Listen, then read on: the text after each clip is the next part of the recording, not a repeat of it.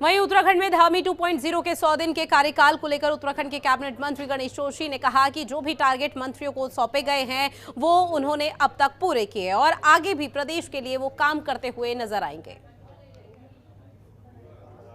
उत्तराखंड सरकार के 100 दिन पूरे हो गए हैं। इस पर बातचीत करने के लिए हमारे साथ मौजूद हैं उत्तराखंड के कैबिनेट मंत्री गणेश जोशी जी।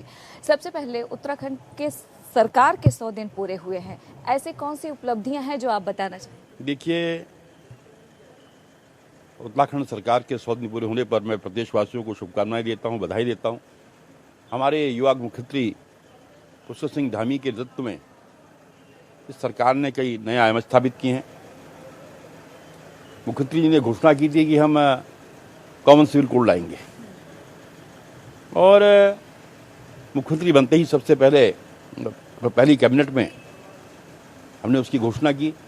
उसके लिए एक 5 सदस्यीय समिति बना दी गई है और शीघ्र ही उसकी सिफारिश पर इसको लागू होगा।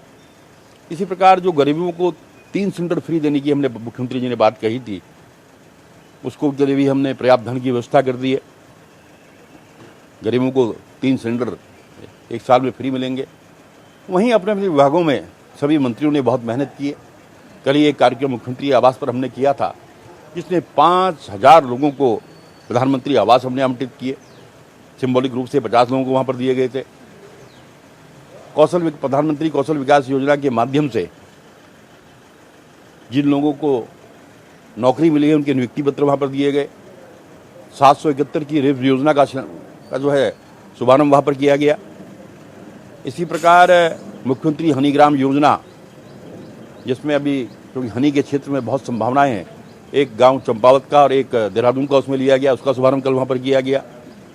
सेंटर फॉर एक्सेलेंसी तेज पत्ते में हमारे यहाँ बहुत संभावना है चंपावत के अंदर, उसका शुभारंभ कल वहाँ पर किया गया। और सबसे बड़ी बात, आज एग्रीकल्चर हॉर्टिकल्चर में उत्तराखंड में बहुत संभावनाएं हैं, हम बहुत आगे जा सकते हैं। इसके लिए हमने एक 5 साल का विजन डॉक्यूमेंट कल जारी किया, जिसको मुख्यमंत्री के रेकमेंड द्वारा करा गया। सैनिकों के लिए 2 सैनिक विश्राम गृह, एक चंपावत के टनकपुर में, एक गोपेश्वर में जो है उनका शिलान्यास मुख्यमंत्री जी ने किया। ये इस बात का संकेत है कि सरकार पूरी ईमानदारी से, पूरी जिम्मेदारी से काम कर रही है, जीरो टॉलरेंस पर काम कर रही है। पहली बार किसी आईएएस को जेल भेजा गया। अक्सर क्या होता था, नीचे के लोग नब जाते थे और आईएएस जो है बच जाता था। पहली बार ऐसा हुआ है किसी आईएएस को जेल भेजा है।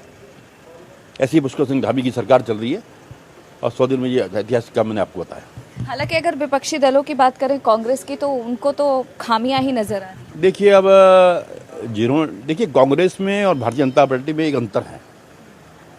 कांग्रेस जब सत्ता में आती है तो सत्ता का भोग करती है और भारतीय जनता पार्टी जब सत्ता में आती है तो लोगों की सेवा करती है। आज मुख्यमंत्री जी 1 बजे तक काम करते हैं, सुबह 5 बजे फिर उठ जाते हैं, उनके मंत्री उनको फॉलो कर रहे हैं। तो ये अंतर भारतीय जनता पार्टी और कांग्रेस में है, क्योंकि आज कांग्रेसियों के रोजगार छिन गए हैं, बेरोजगार हो गए हैं, उनके धंधे बंद हो गए हैं, तो इसलिए उन्होंने तो आरोप लगाना ही है। एक आखिरी सवाल हरीश रावत से जुड़ा हुआ है। केंद्र सरकार की योजना अग्निपथ योजना के खिलाफ वो सत्याग्रह कर रहे हैं और कह रहे हैं कि ये तो बर्बादी पथ है। देखिए, हरीश रावत जी कांग्रेस के वरिष्ठ नेता हैं और मेरे में उनकी बहुत विशेष कृपा रही है, सर, आपको याद होगा। मैं उनको प्रधानमंत्री इसलिए नहीं मानता, वो सिर्फ खबरों में आने के लिए। अभी उन्होंने जो सत्याग्रह किया उसमें कोई युवा उनके साथ में नहीं था। मैं उत्तराखंड के नौजवानों का आभार व्यक्त करना चाहता हूं कि इस विरोध प्रदर्शन में कहीं भी उत्तराखंड का नौजवान नहीं दिखाई दिया। वो इसलिए नहीं दिखाई दिया कि उत्तराखंड राष्ट्रभक्तों की भूमि है, देशभक्तों की भूमि है। देश की रक्षा करने वाला हर 5वां सैनिक हमारे उत्तराखंड से होता है।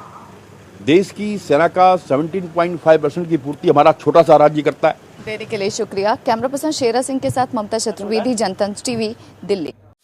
खबरों के निष्पक्ष विश्लेषण के लिए सब्सक्राइब करें Jantantra TV and press the bell icon. Never miss any update.